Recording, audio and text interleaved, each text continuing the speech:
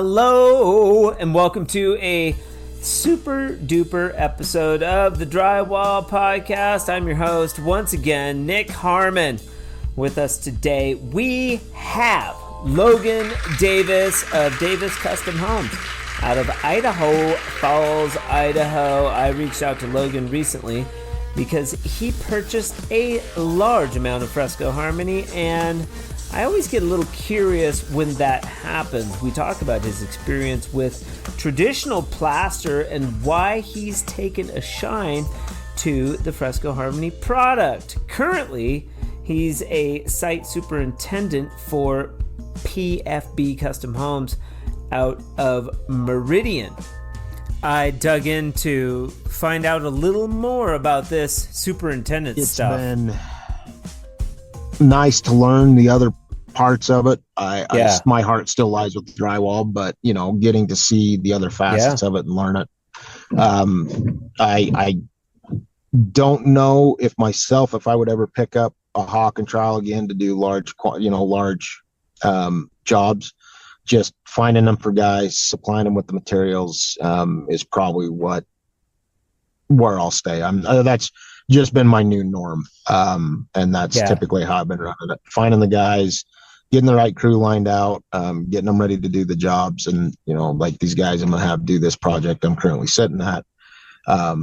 Finding the right guys for the job that were willing to learn something new, that I got them excited about doing it, is for me like that's just another hat I can wear.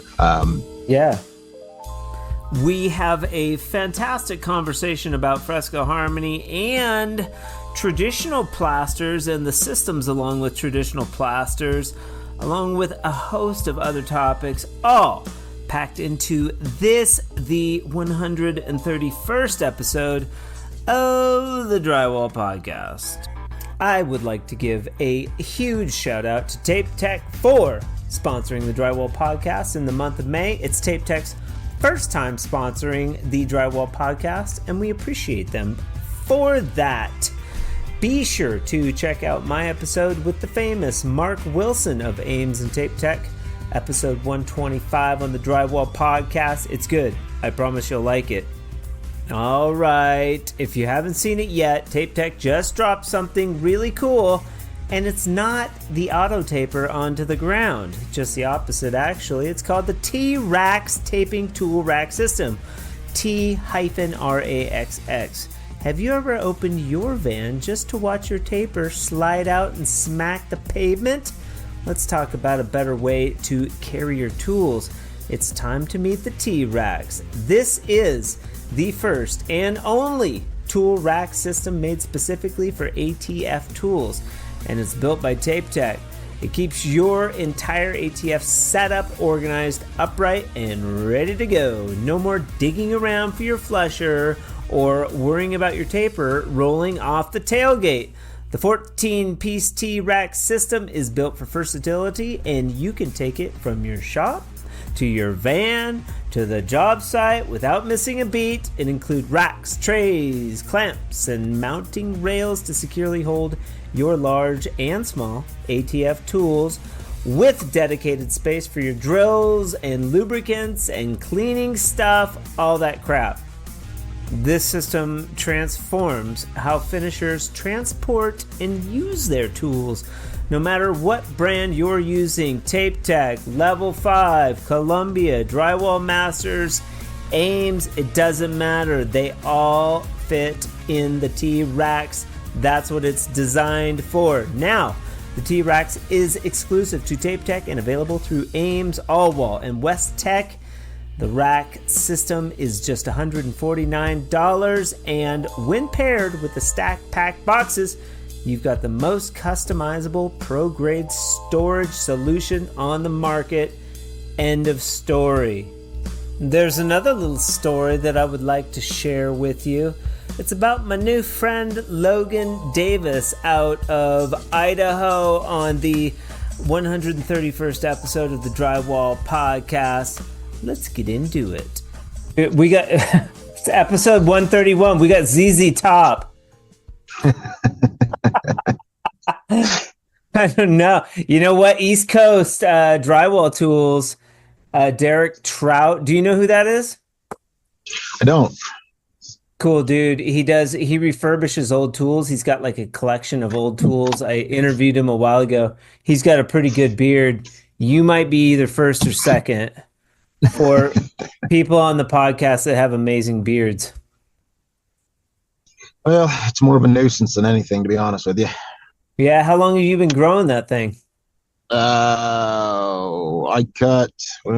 It's down to about here. Yeah. I had it down to my belly button about Oh wow. 7-8 years ago, and had to cut it off because I got it caught up in a drill. So I cut some off of it. So I've been about 8 years with a beard. Eek. Did it take some of it out when you caught it in the drill? Mm-hmm. Ouch. I took a big old chunk of it out. Ow. Yeah. Can you tell me and our audience what that feels like getting your beard caught in a drill? I'm gonna place it probably as close to like my wife telling me getting waxed feels. Okay. Hurts like hell. Yep. Yeah. Hurts like hell. Yep. Yep. Yeah. So we know two fun facts about Logan already. He has an amazing beard and his wife gets waxed. Nice. And you are Davis Custom Homes is what I go by. Okay, is what my company name is. Okay, so are you just drywall or do you build custom homes? I build custom homes. So nice. right now I am a site superintendent for a company based out of Meridian called PFB Custom Homes. I've taken a break from doing my own thing for a little bit.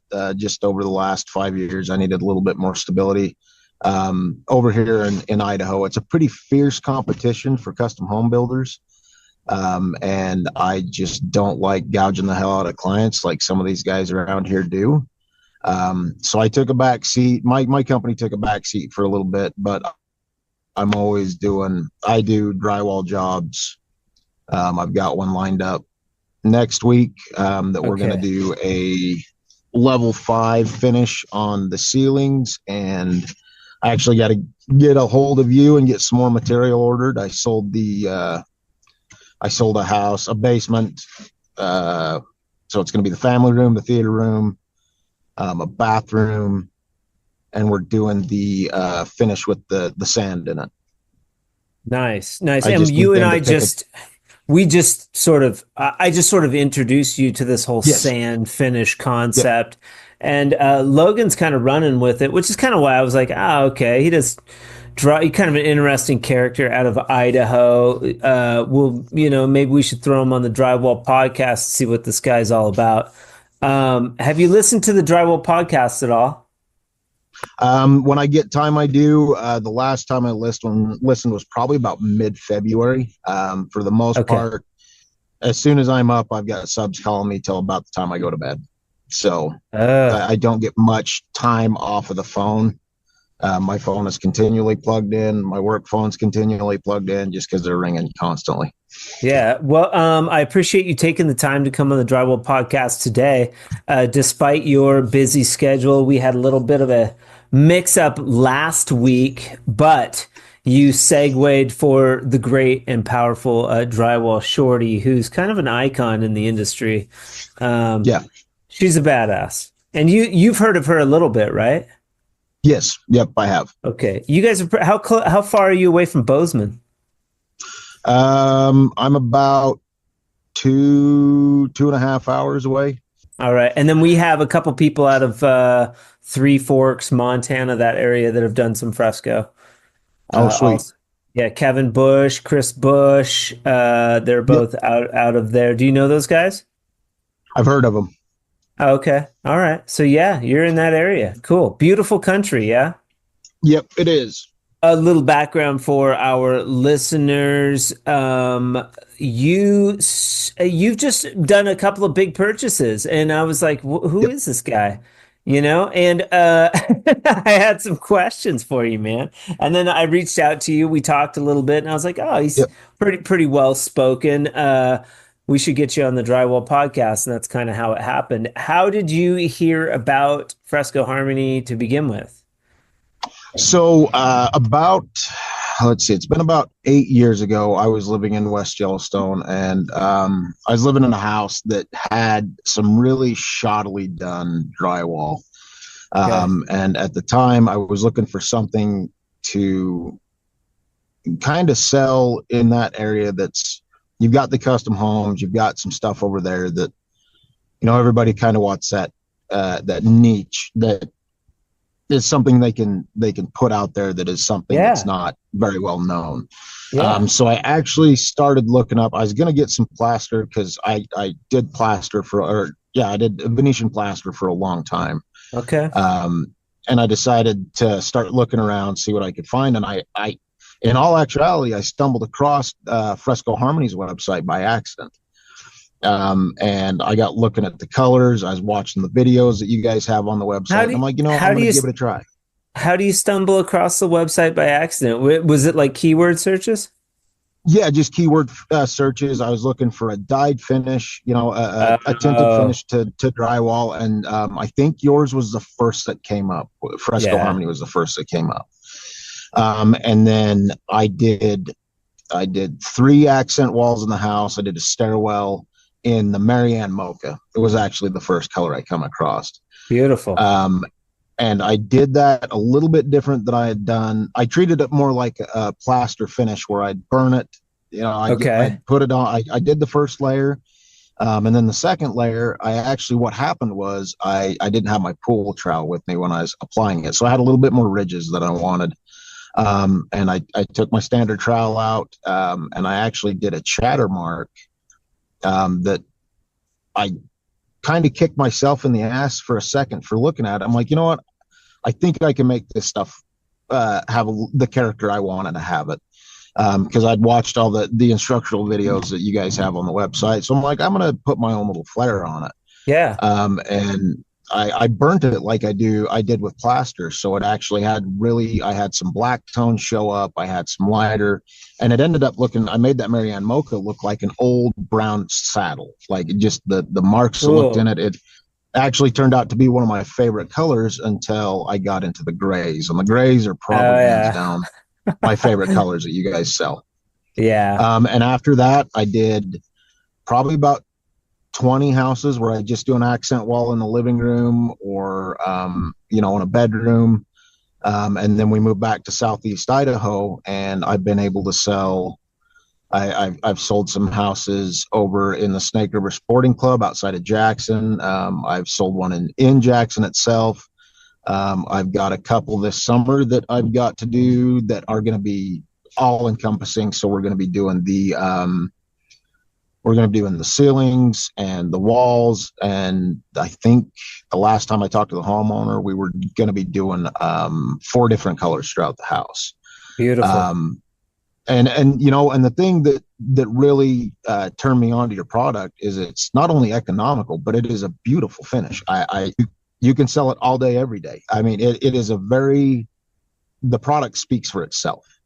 Yeah, people might think like, oh, it's a faux plaster, or it's like it's like a wannabe, but it has its own look. It's gorgeous. Oh yes, definitely. And in many instances, I'm like, well, this looks better than like that plaster over there.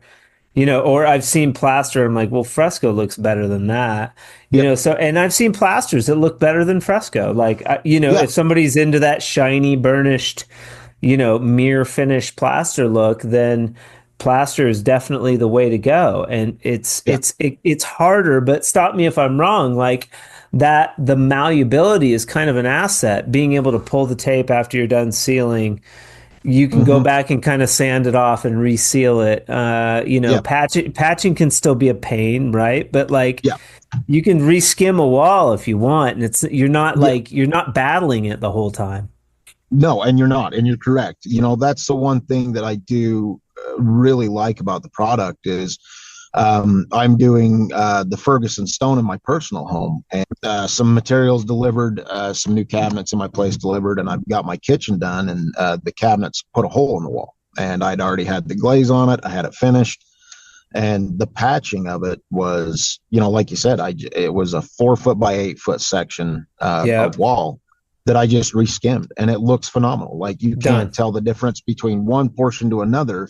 And that's kind of the downside of plaster, is if you don't have your combinations correct, and you don't have, if everything's not correct, you're going to see a definitive line, where with the Fresco Harmony, there's no delineation of a patch or two different buckets of mud going on the same wall. Right, right. That's the other big thing. Yeah, the consistency from batch to batch. Yes, for sure. If you mix it properly. We're going to talk about a couple of things then that I'm curious about. The sales too, because I get lots of people.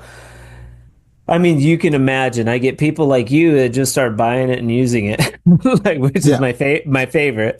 And then you get people that, like, you really got to, like, take down the sales pathway, Yeah. and really, because drywall guys aren't used to, like, upselling accent wall or a specialty or a decorative wall finish. Yeah. Let's go back to so were you a plaster person before you were a drywall person? How did that work? Nope. I started doing drywall when I was 16 years old. I was doing it Okay. after school, 3 days a week. And when I turned 18, I was working for a guy that started just feeding me jobs, Love it. and he got me into the plaster side of it. So I started my own company, doing both, standard drywall finishes, taking it, hang tape texture. And then he started feeding me more plaster jobs because he was falling behind. And I did plaster. My crew did mainly plaster for about 2 years before I went over and learned from a guy in Twin Falls, Idaho, named Tim James. Okay, I wanted to learn. Go ahead. Hold up a little bit. Are you first generation?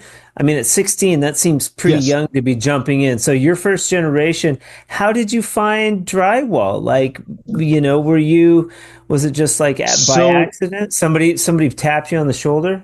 yeah, so I had a buddy that was working for a guy out of Rexburg. His company's called Jensen Drywall, and he was just looking for guys to come and do cleanup and come and do, Yeah. coating nails, coating screws, sanding. And I thought, what the hell? But back when I was younger, I think I was a little bit more of a hustler than I am right now. I had 5 jobs. Right. So that's how I started doing drywall, was just going up and doing cleanup, sanding, coating nails. And then he started throwing us into taping closets by hand, with a roll of tape and a pan full of mud. Nice. And then I got more into the coating with the boxes and all the stuff that, in my mind, I'm like, well, I want to learn how to do it by hand, but he wanted me to learn how to do it with the tool first. And I did that for about 2 years, just straight, doing coating, corner bead, flats, butts. And then he started teaching me how to texture. He wanted you to do the automatic tools before hand finishing. Yep. Generally, it's the other way around. Yes. Yeah, and that I did not learn into how to use hand tools until I was about 21, and that's where I shifted over to Twin Falls, go learn how to use the hand tools. So, even now being 41, I still prefer to do my butts, my flats with a trowel and a hawk. Okay. Do you use that? That's yeah. unique too for the United States. Not a lot of hawk and trowel dudes. Mostly pan and knife, especially in your area. Yeah. I get a lot of weird looks when I bust out a hawk and a trowel to start coating flats and butts. It's easier though, right? Like, you think it's better? I like it a lot better. I think, me personally, I can feather it out. I can smooth it out better than I can with the pan and a knife. Me personally, I get a 12-inch knife and about a week later it's bent to hell. And my trowels don't do that. They're just, I feel like I get a better finish with the hawk and the trowel than I do with the pan and the knife. Are you using a blue steel or a stainless trowel? Stainless. Stainless. Why do you like the stainless? Just to sand it, when they get a little bit gunky, I can get them in, sand them. I feel, and just me personally, the blue steel,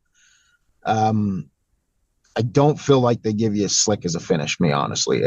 For some reason, I always feel like it's a little bit rougher, but that's just me personally. Okay. I've just always preferred stainless. Very cool. Very cool. I'm fascinated already, dude. And you're not like on social media a whole lot. Nope. No. I learned my lesson once. I put some stuff up on social media. I learned my lesson. Yeah, I took all the stuff down, so I don't really post a lot. If I'm sitting in front of a project right now that we ordered about $2,000 worth of material from you. That when this one gets done, I'm definitely going to be throwing this up on my social media sites because I think it's going to be an absolutely beautiful finish. Yeah. Hey, Logan, fuck those haters, dude. Yeah. Yeah. I agree with you.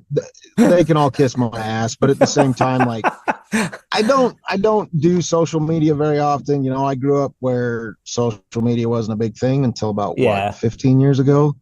And I just don't have the patience for all the keyboard warrior assholes that have nothing better to do with their time. Yeah. So, it's sort of part, but I'll say this about social media though, it's been getting more chill. People are chilling out and they're getting nicer, a lot more supportive, like things like that. So it's shifting a little bit. So you are getting your chops in drywall. How did you shift over to plaster, and what type of plaster were you learning? And like, there's a bunch of questions in there, but like, because I'm always curious about plaster. How did that whole thing start? It started with we received a job over in, I want to say it was Big Sky, if I remember right. And this was back 2001, 2002. Okay. No, it would have been 2003. I apologize. And the guys working for had been doing plaster, but very intermittently. So he asked me to come help him bang that out. It was, I'm trying to remember the brand. I want to say it was Diamond that he used a lot of. And a lot of people don't know the differences. So you say diamond finish. I kind of know. I kind of have an idea. It's a bag. Do you have like a color? Can you take me through like the quick process of like how you do you use lath with that and brown coat? Nope. We just did so we put a mesh tape over the hung sheetrock, and then it would get a adhesive rolled over the top of it. The only thing that we would put anything on, and we just use the plaster right out of the bag, is if the butts needed to be floated a little bit further out, like more than 24 or 16 to 18 inches on each side. If we had to float them out further, we'd go through and coat those. But other than that, it was just the mesh tape and then the adhesive, and then we'd add the selected color. And if I remember right, no, when I say I remember right, I haven't touched plaster so 2008 or 2007 was the last time I touched plaster. So that was 18 years ago. Okay, so you had like a small window where you got into plaster. Would you say heavily? You did a lot of it? Very heavily. Yeah, very heavily. Did you shift out of that, or what happened? I ended up tearing up both shoulders hanging a job. And it was right at the start of 2009 when the big recession hit. And I actually ended up folding my drywall company because I had to get surgeries and I had to take time out. I was looking at I ended up going from getting just my right shoulder surgery. I had 3 in a row.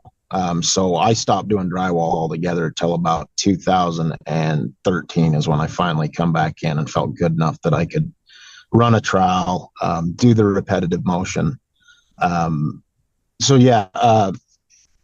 Very heavily in plaster, and I think that's what burned my shoulders out as much as it did. Right. Because that's drywall is not. Sorry, let's go back to the system. So you had the adhesive over like a mesh. Was there a special board that you had to use for the plaster? Nope. It was regular drywall. your standard. Yep. So then you have an adhesive layer, and then how many layers of the plaster? We typically did one very heavy coat, and we had to have, so there were 3 to 4 of us applying, and I had a minimum of 2 that had a formula they had to follow, because if you deviated even by an ounce of water, it would throw the color off. So they had to make sure they had the right poundage, that they got all the dye out of the bottle. They got the water amount absolutely correct, and they mixed it for the same amount of time. That's so funny. That's so funny. You know, when you compare it to like Fresco, because people will be like, well, do you doesn't the water going to throw off the color? And I'm always like, no, you can add as much water as you want. Yeah. You know, and that was one thing that, like, when I got that first couple of bottles of the Marianne Mocha, that was one of the things that I tried to see if, like, okay, if I have one of my kids mix it up and they add too much water, is it going to throw off the color? And it didn't. And that was one thing that, like, I want to work with this stuff going forward. I didn't even know too. I was just sort of adding the color, you know, early on when I was developing. It didn't occur to me because I hadn't done a lot of plaster. I'd done one job, but I didn't think that it didn't occur to me at all. I was just like, oh, you put the color in, you keep your formula proper. If your formula is right, you use the same amount of mud, you'll get the same color each time. So that's always kind of interesting to me. So one heavy coat and then no sealer on the plaster, but it was the labor of that one coat that's just that's the time killer. Yeah. You had a certain amount of time, and like I said, when we'd start a room, we'd have 4 guys start the application, and then 2 guys would break back and start doing the next steps of the troweling to get it to the color that you wanted it to, or playing with it to get the variations, to get the to just get the character. I always call it just the character added to it. And then 2 guys would just continue to keep applying, but you had a certain amount of time to get the mud out of the bucket and on the wall, or the plaster out of the bucket and on the wall, and you just kept going and kept going and kept going. And if you were at the dead ass end of the day where you could barely move your arms, then you had a half a bucket, you had to get it on. And you always wanted to try and finish at a corner or a good stop point, to where I never tried to leave a wall undone, because I didn't ever want to have a day in between another batch coming in and starting from the previous batch the day before. Right. Which, of course, you can do with Fresco. You could take a break, very much. Go to lunch, come back, throw a lid on the bucket, come back a week later, and you're good to go. Yep. We've been using like the mud skip too. Gives it more plaster qualities. I don't know if you're not really on social media. Have you heard about the mud skip? You actually told me about the mud skip when we had our first conversation. I've got some. I ordered it last week. A week before. I'm curious your thoughts. It might be somewhere in my garage. Yeah, I haven't used it yet. I'm very excited to try it after talking to you.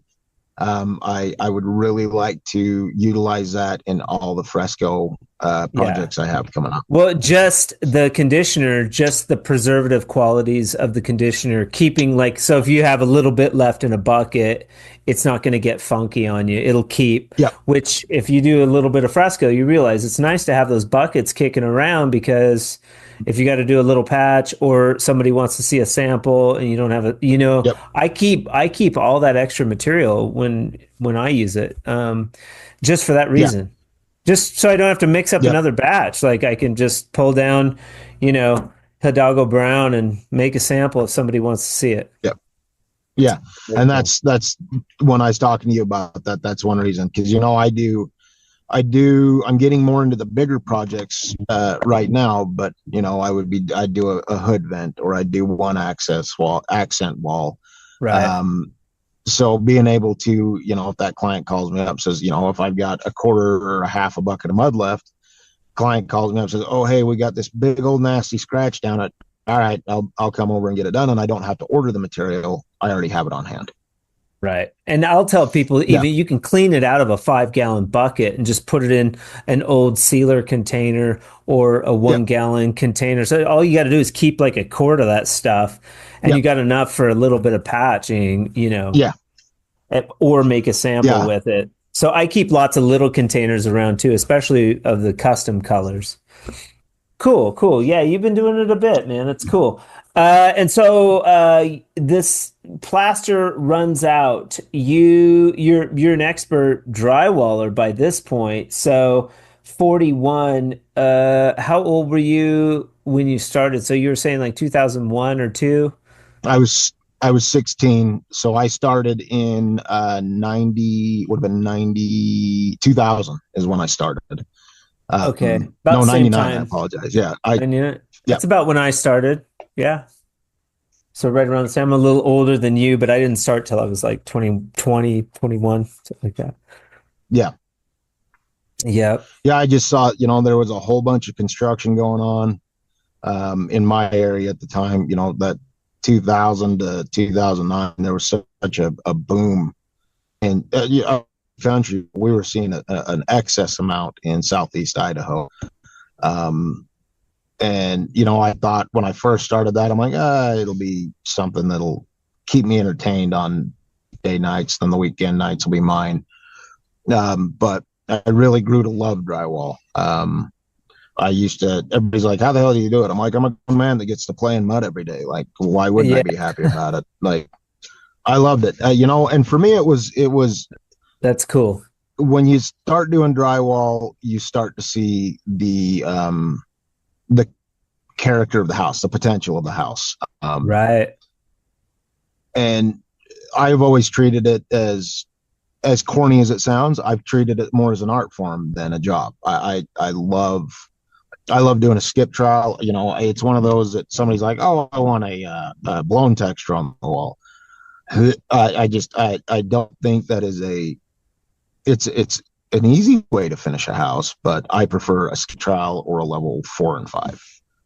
Okay. Yeah, and you're not. It doesn't sound corny, and it's not out of character for drywallers to talk about finishing as an art form. And Yeah.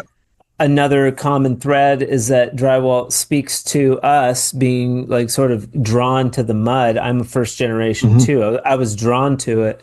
It's not uncommon, and it's kind of a unique characteristic that drywallers share, which is very cool. Yeah. That's why I like to interview drywallers. Like you were like you came on, you're like, oh, I'm with Davis Custom Homes. I'm like, is this a custom home builder guy? Because I Yeah. like to talk. I Well, like to talk drywall on the Drywall Podcast, man. yeah, yeah, and I'm a drywaller by trade, and I tell everybody that, what did you do to get into this? Because in my field right now, about everybody that's a project manager or a site superintendent, you're 7 out of 10 that are just college graduates that have no real world experience. And Right. I love every facet of building, but drywall is still my favorite. I still strive to, I've talked about it. I've got a grundle of kids at home. That for me right now, just playing a little bit cool. But once they're done, I'm in talks with the guy of I'm gonna try and sell the hell out of Fresco Harmony in the area. So it is one of the main finishes in Southeast Idaho. And he's going to be the applicator. Get him trained up, get him just feeding job after job after job.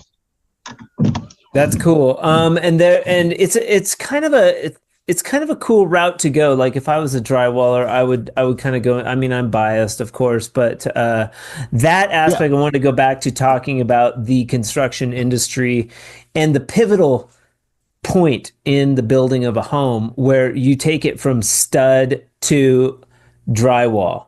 Like the house takes shape. yeah, Uh, it's a really cool aspect of the construction industry to take part in. The homeowners come in, they're over the hump.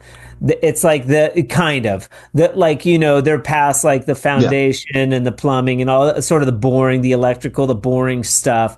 And they walk into the house and it's sheetrocked and they can finally like experience their home for the first time. That's a really cool we get to Yeah. share that. The clients aren't, they're kind of a little looser, especially after, like, after the texture goes on, then it's like, oh man, it's looking like a home at that point. Yes. Yep, exactly. And I've got a meeting later today with some clients on this house that they are over the moon. I sent them some pictures Friday afternoon when the sheetrock got fully installed, and they're on their way out today. And they are, I told them, like, it's going to be more exciting once the fresco goes up, because it will look like a home instead of a construction site. And yeah, to your point, I think being able to achieve that for a client is probably one of my favorite parts, where they get the actualization of a construction site to a home. So you're sort of a unique character because you had experience in the custom home building side and also drywall finishing, also plaster. So Yeah, those are cool skill sets and unique to drywall. A lot of drywall finishers or drywallers, they just do drywall. They don't yeah, really branch out, which is hence the challenge of they haven't done plaster. They're not familiar with yeah. color or a spreadable finish. How do you like this client in particular? Do you just have sample boards ready and you're just like, hey man, can I interest you in paying more for plaster or Fresco Harmony? Are you way in the stratosphere with your price point, or is that a strategic aspect of selling Fresco Harmony that you leverage? Like, no, this is like not, this is more affordable. It's going to be more than paint. But Yeah. how do you approach that conversation? So these homeowners, they approached me and they were asking me about American clay. And I have dealt with American clay. I'm not saying it's a bad product, Sure, sure. but in this area from Jackson to Idaho Falls, Pocatello, there is one guy that I know that does it, and he is at minimum a year out. Um, That's awesome. and I asked Good them, for him. He just crushes it with yeah, American clay. well, I don't crushes it, or he just, the house I had him do, it took him about a month and a half to do. Okay. All right. And he did, I think, 5 rooms. And I'm telling you right now, the dude was an absolute professional. Yeah. Very, very attention to detail.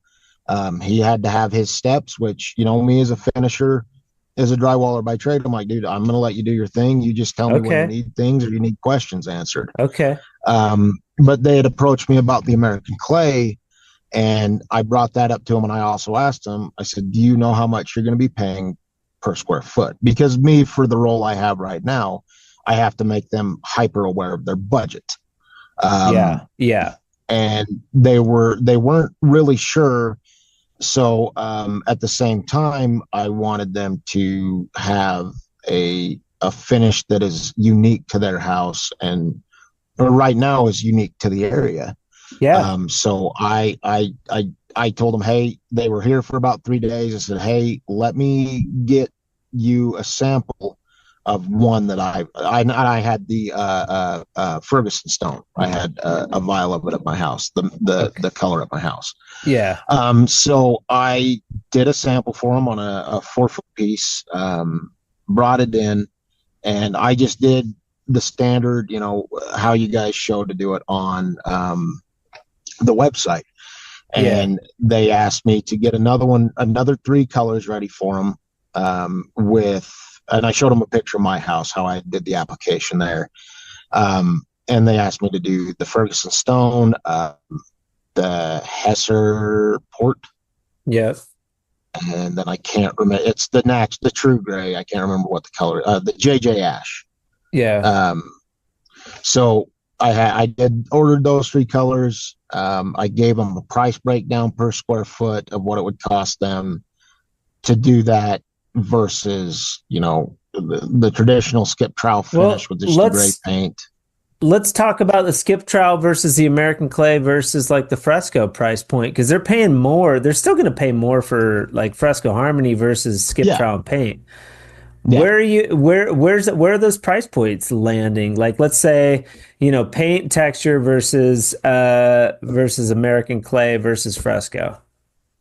So on this job, I don't have the square footage sitting in front of me. So the American clay was going to cost about $13 an additional square foot for the finish they wanted, and the square footage. Yeah. That's good.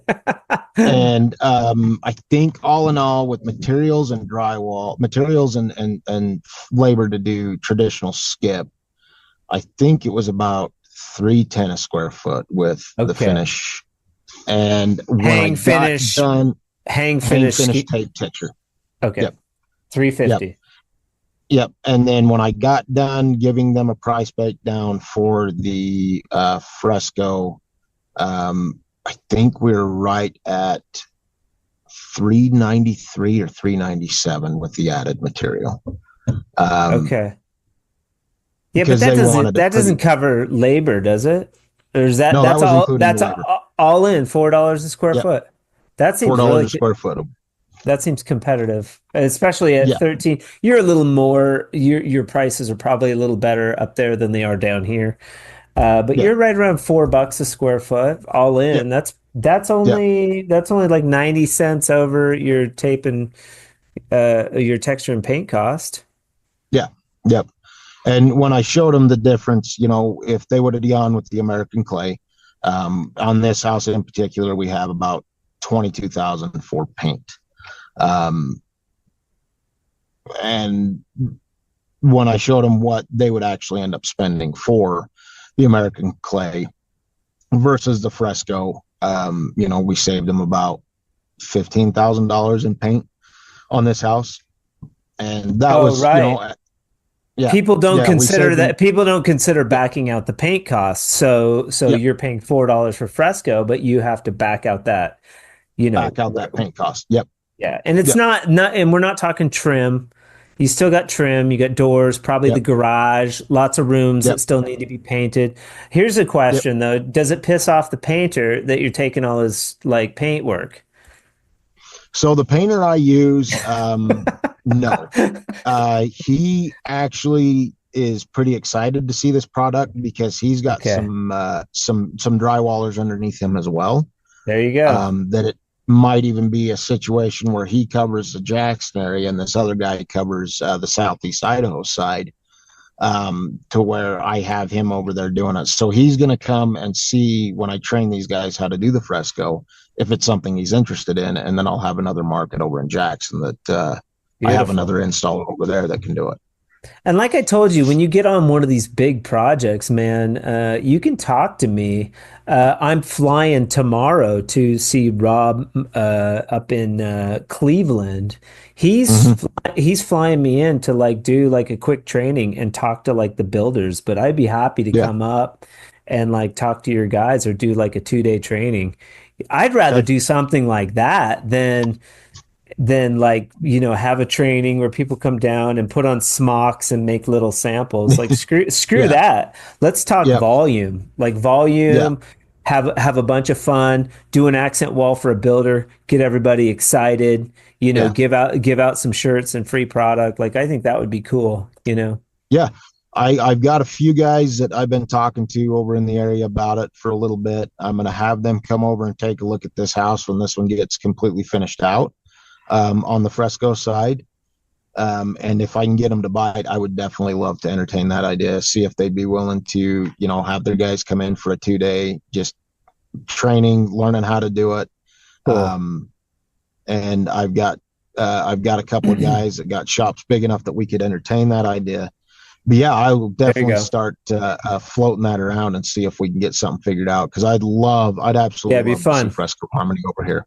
Yeah, it'd be fun. Fresco Harmony over here. And then also too, the advantage to doing it in like your shop, or if people with shops, and then it's like, come to my studio and check out like some walls. That's just closes the deal. Yeah. Yep. And I've got 6-7 sample boards, and they're more colors that I gravitate towards. But I've I've got a client that wants that lighter green that you've got in the custom color pack. I can't remember what the name of it is.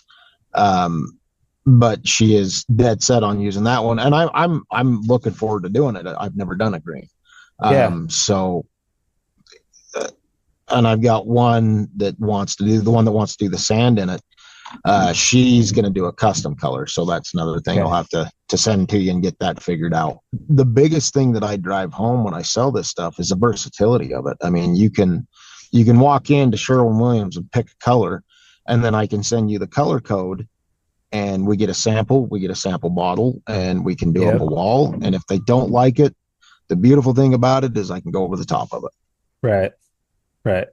You know, and you don't have to worry about sanding it down or scraping it off, or, you know, putting some kind of primer on there that keeps it from bleeding through. Right. I have been nothing but wholly impressed with this product since I started using it. I love that feedback. It's weird. It's just weird that, like, it just hasn't existed, you know, before. That part's weird to me. It's like, it's not really that big a deal, you know. After all the bells and whistles, you put in the color, you seal it, and it's pretty gravy.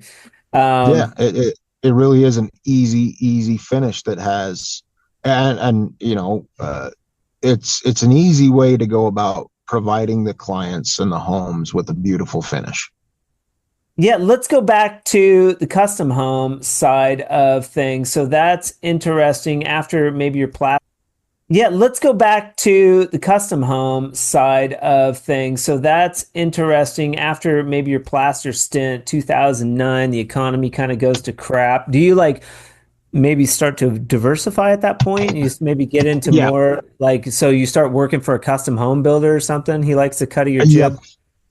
Yep. I started doing, you know, more of the administrative side of it, the manager side of it. I started working, doing my own stuff. I do basement remodels. I do, you know, basically anything I could get my hands on. And then I started doing a couple of houses, more cookie cutter stuff for a couple of guys. And then, in 2000, and that happened for probably about 7 years. I was going about it that way while working a full-time job. And then I went over to West Yellowstone, tried getting my foot in the door over there.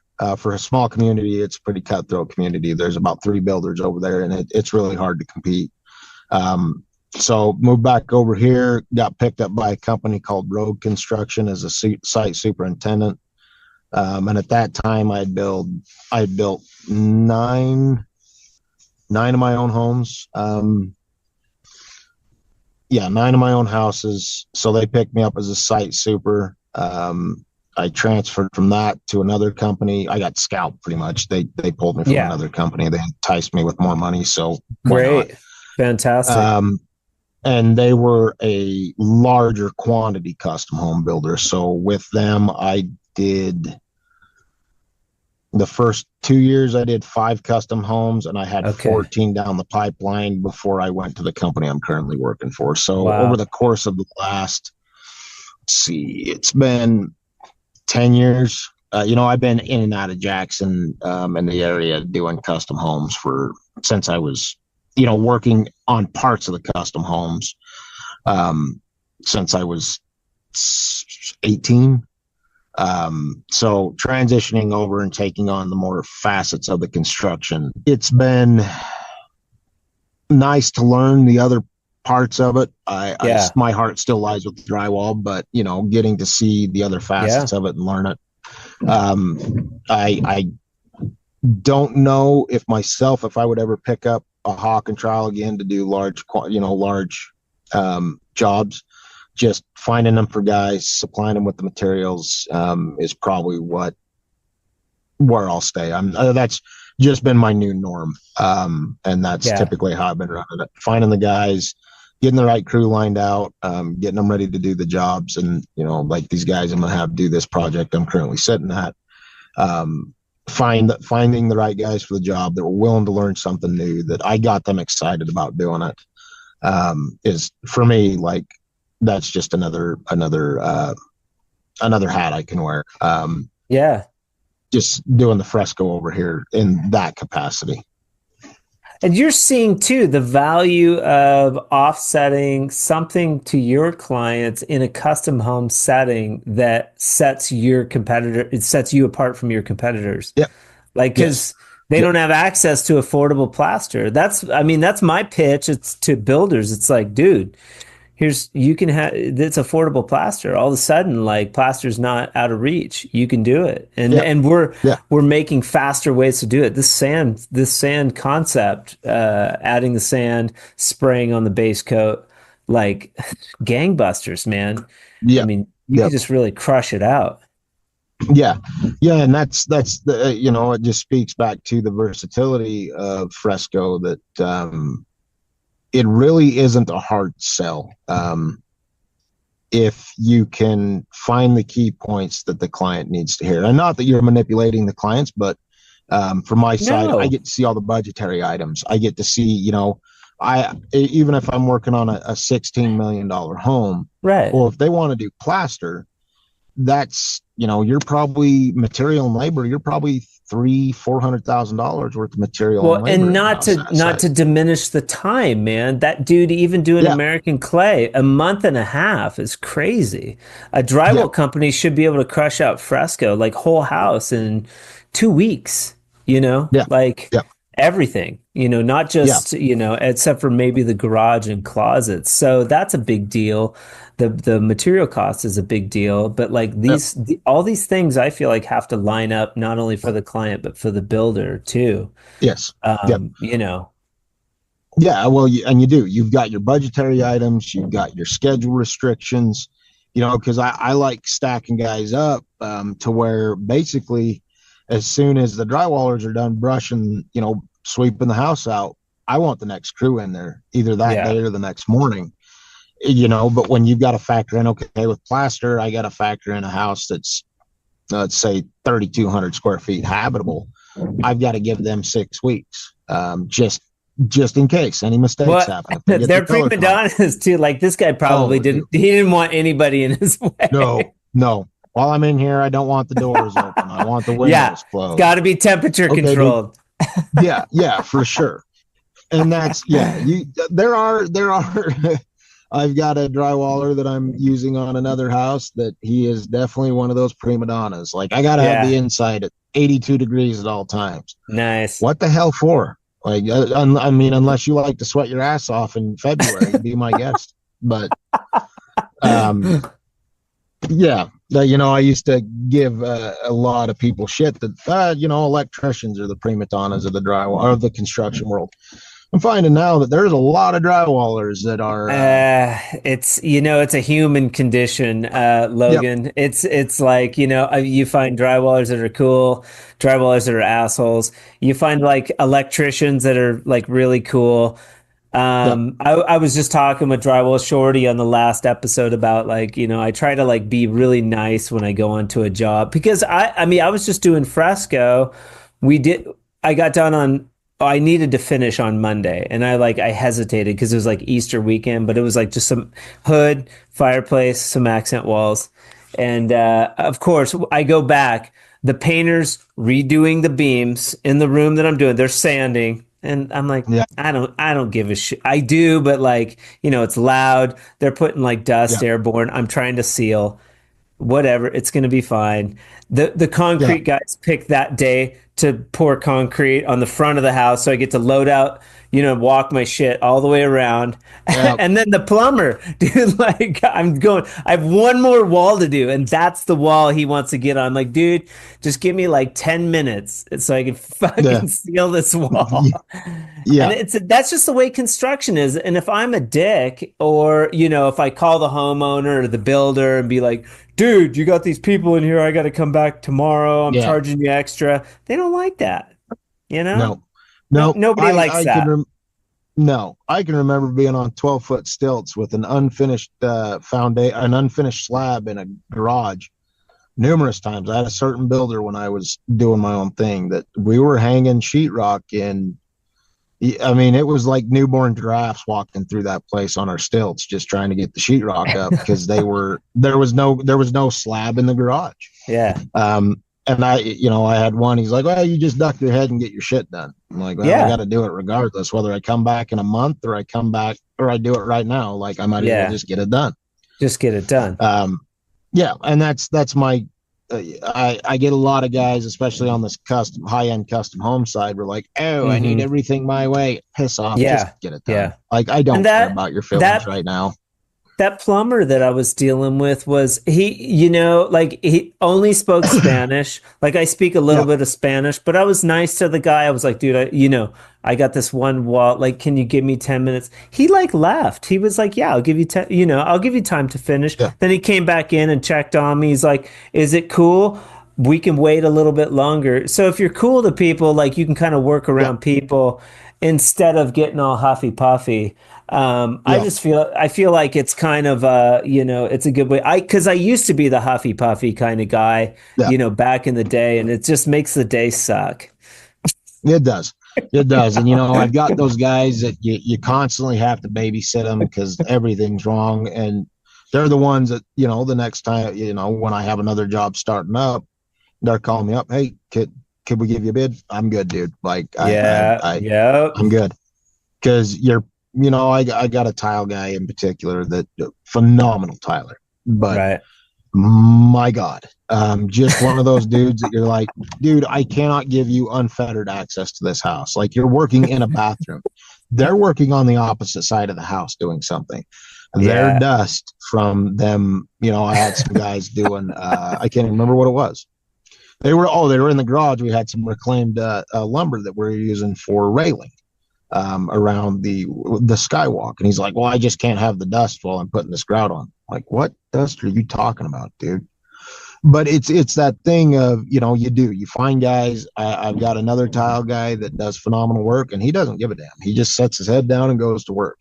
He'll walk every piece all the way across the house to go out and cut it outside the garage. And he's solving problems like without you being there. He's like there's going to be problems, man. You want the subs that are like in there, like solving the problem, making the job site go better. Like, I don't think we take into consideration enough, especially drywallers. We are problem solvers. And like the more we have to bug the builder, the better that builder is going to dig us. When at the end of the day, man, they're going to be on top of that sub who can go in, work with the other trades and sort out little shit, so that you don't have to call the builder every day with some stupid problem.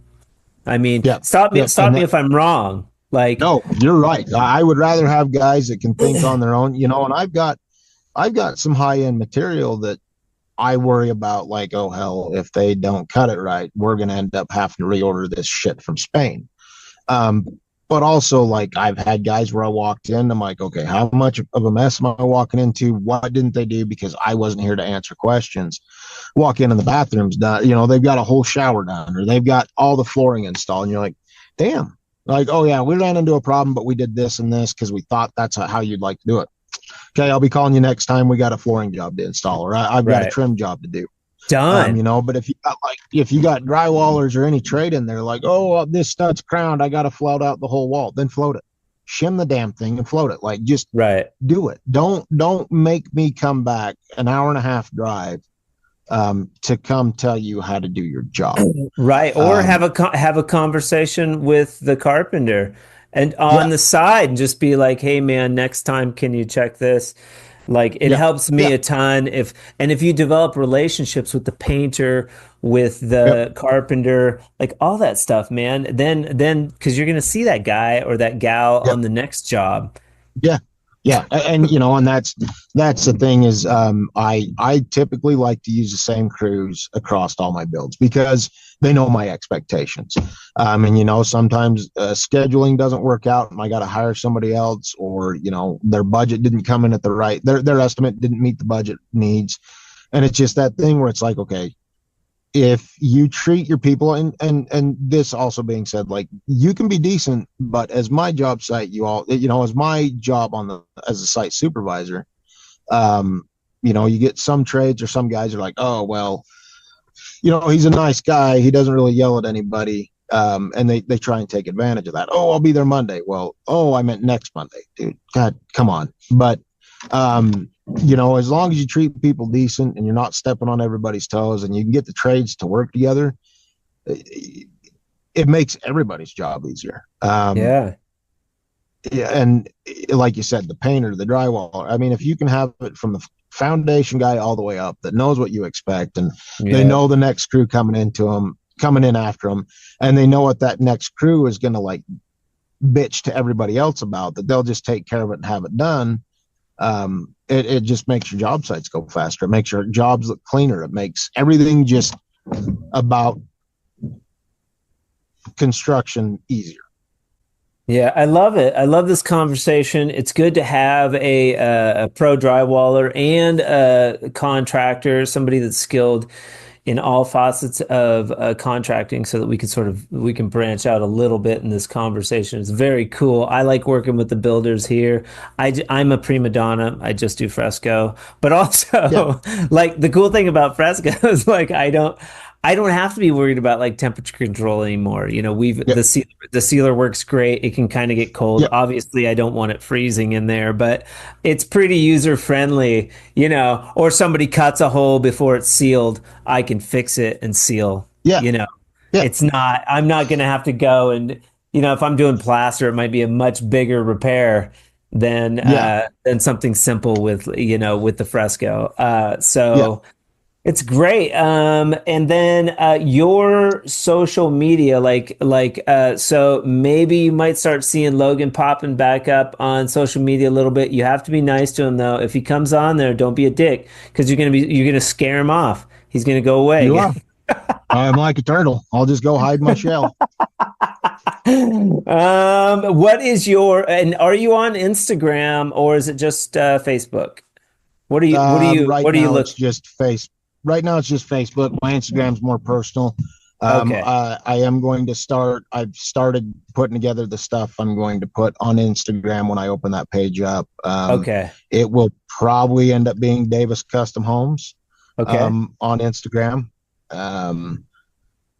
That's just been what I've ran with. Okay. My drywall company was Davis. There'll be a million Davis Custom Homes. So when you come on, it'd be Davis _ custom, whatever. Yeah. When you come on, make sure and like the Drywall Podcast, and we'll make sure and get, share Definitely. Some of your stuff to stories so that we can get you rolling. And then Facebook, what's your handle on Facebook so that people can go? Is it Davis Custom Homes over there? It's Davis Custom Drywall on Facebook. Okay. So head over to Davis Custom Drywall, finish there. And then do you have a website? Nope. I do not do websites. I rely on all my business word of mouth, which has done me pretty good. Okay. It is, I'll say this about a website, especially if you're getting into Fresco, it's kind of a nice platform to put photos of the work. Yeah. Even if you just had a generic website where you just have a simple website and be like, Davis Custom Drywall or Davis Custom Homes, and just a smattering of simple pictures. Yeah. Here's a contact page. Keep it simple. Something like that. Yeah. I'm if I can get more of the Fresco up and moving around here than what I've got planned or what's already under contract, that is definitely one thing I'm going to be doing. Love it, man. Yep.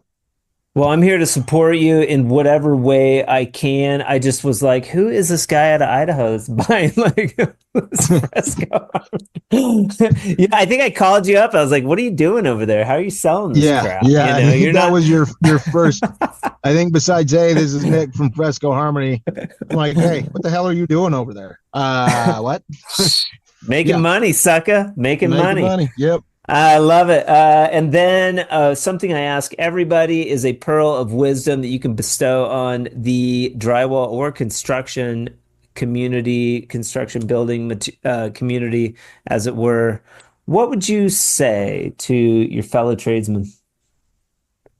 Honestly, 25 years of doing this, the biggest thing that I had to do was challenge myself. If it wasn't something that I was familiar with, I wanted to step up and challenge myself and doing a plaster, Level 5. The first time I did level 5 scared the absolute hell out of me because I'd never done it before by myself. But got knocked out of the park. Biggest thing is challenge yourself. Don't be afraid to dip your foot in a pond, because if you don't, you're going to miss. There's opportunities to miss a lot of money, a lot of work. And if I can make a product work that is a phenomenal sell and easy sell, I'll do it all day, every day. I've challenged myself. That is the one thing that I was taught as a kid. Don't be afraid to take steps. Don't be afraid to challenge yourself when it comes to every day. But I apply that more in my work side. Don't be afraid to challenge yourself to do great things on a job. Love it. That's cool.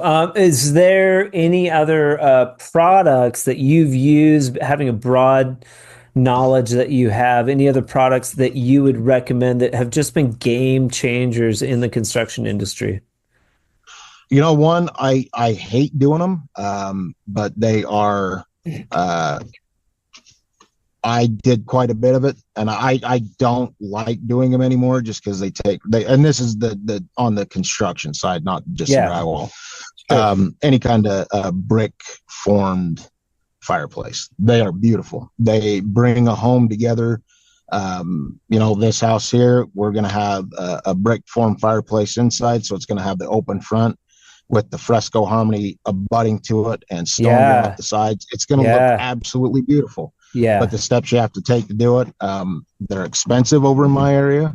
I don't know how they are. Isokern in particular is stupid expensive over here. But they pull together a house really well. That's probably one of my other favorites, and I also hate it at the same time. Sure. Just because it requires so many extra steps. But when you're looking at the grand scope of a home, it makes a beautiful focal point. Okay. Do you do any or a lot of specialty drywall stuff, flush mount, outlet covers, vent covers, reveal beads? Yeah, we've done reveal beads, chamfer. Actually, this house is going to have chamfered bead in it. Cool. We thought about doing reveal bead.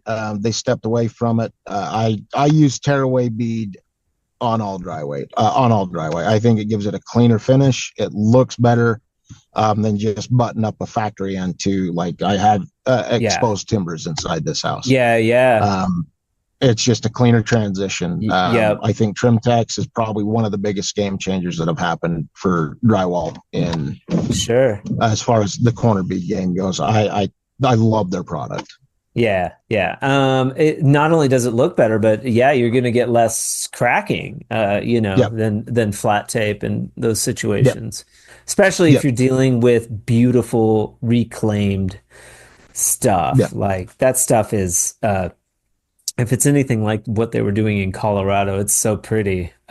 Just a really the icing on the cake, man. Oh yeah, very much so. And then if you're doing fresco too, like fresco butting up against like that type of stuff is just really the cat's meow. I'm super excited to see the color transition between these exposed timbers and that JJ ash with fresco. Just to see that transition, I think it's going to be absolutely beautiful. Very cool. Logan Davis, Construction, Davis Custom Drywall, Davis Custom Homes out of, what's the town you're in over there? Idaho Falls, Idaho. Okay. Very cool. Thank you so much for your time today. And of course. I hope you have a great rest of your day. I know you're a busy person. I really appreciate it.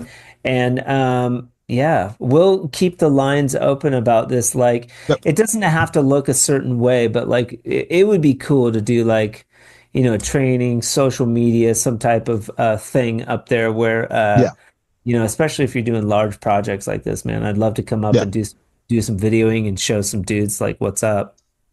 Yeah. I'll definitely, when we get this one done, I'm going to be sending you some pictures, of this project in particular with that JJ Ash, just so you can see it. I'm so stoked about using it in this house. Yeah, it'll look cool. All right, sir. Well, you have a good rest of your day, and we'll talk soon, man. All right. Have a good one, Nick. All right, Logan. Bye. Bye. Huge shout out to Logan for joining us on the Drywall Podcast today. You, sir, will be getting a sweet swag bucket from our friends at CSR filled with all kinds of cool drywall swag. If you would like to come on to the Drywall Podcast and tell your story, well, I'd love to hear it.